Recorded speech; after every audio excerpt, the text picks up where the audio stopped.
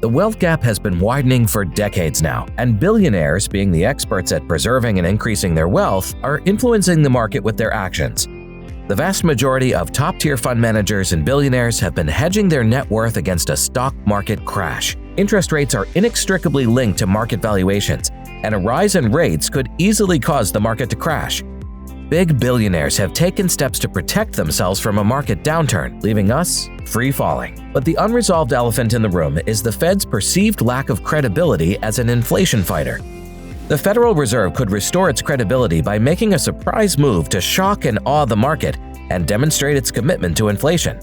But there are ways to protect your funds, and when it comes to inflation, crypto has always been a fantastic store of value. A long-short equity strategy is another popular way to protect against overall market weakness. Top-tier hedge fund managers frequently employ the long-short strategy because it significantly reduces short-term risk.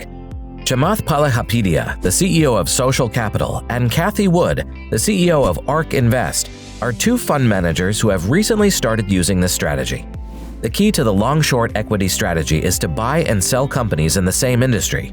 You would profit from the difference in the company's performance, also known as the spread. Chamath Palihapitiya is doing something similar. He's selling Apple, Meta, Amazon, and Netflix while buying Microsoft and Google. This means Chamath's position will be unaffected if big tech as a whole collapses. Similarly, if big tech rises, Chamath's position will remain mutual and maybe more, but no great losses. He is betting on whether Microsoft and Google will outperform Apple, Meta, Amazon, and Netflix rather than on the sector's growth. The big risk is drastically reduced. If big tech as a whole is overvalued, Chamath's trade will not be impacted. Comparative valuations for each company alone are significant. In this strategy, you're playing the space between your longs and shorts. It doesn't matter where the market typically trades.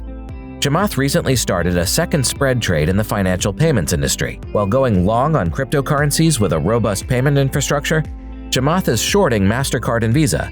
Because Visa and MasterCard impose a needless fee on consumer spending, according to him, this will be the most profitable spread trade ever.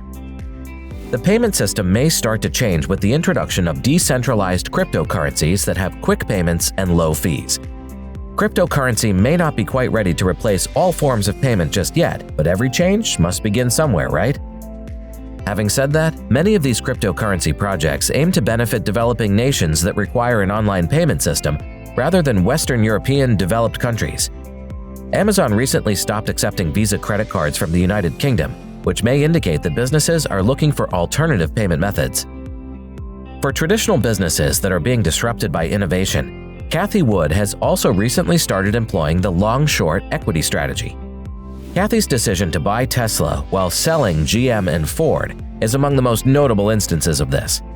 Even though GM and Ford are attempting to go electric, 99% of their revenue will eventually disappear due to programmatic factors, and theoretically, Tesla will gain from stealing market share from GM and Ford as a result.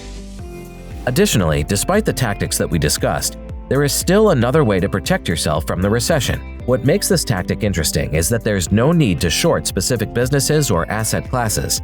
This approach includes purchasing long positions in foreign stocks. This is due to the fact that when the value of the US dollar declines, the value of other currencies rises in comparison. The last way to defend your portfolio is simply holding some cash. This mindset is shared by Warren Buffett and Elon Musk. But position sizing should be considered if you choose to hold cash. While inflation depletes your savings, the market may easily continue to rise. Therefore, it is preferable to keep 15% of your portfolio in cash. Although we've discussed numerous strategies used by billionaires to protect themselves from a market crash, the majority of these investors still have a sizable amount of money in the market. Over the past few months, their positions have probably had a negative impact on the market, and these strategies used by them are things we can pick up and use in our own investing plans. We hope you enjoyed today's video. Do comment below how you're going to hedge your portfolio. Subscribe to our channel for more content like this, and thanks for watching. We'll see you in our next video.